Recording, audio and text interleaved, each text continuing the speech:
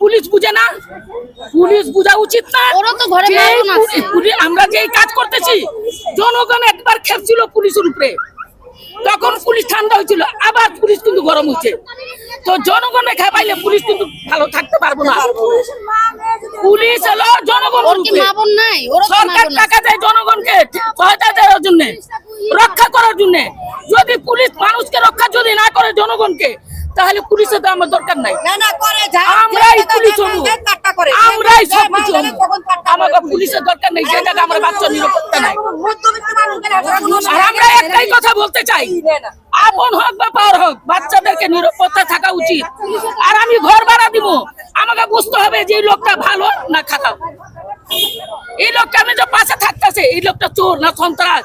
আমাদের এলাকাবাসী এই 2 মাস ধরে আয়া কোন এই মেয়েটা এত বড় দুর্ঘটনা ঘটাইলি মেয়ের সাথে, যদি আজকের তদন্ত করতো বুঝতো, এই বাচ্চার এই অবস্থা হইতো না।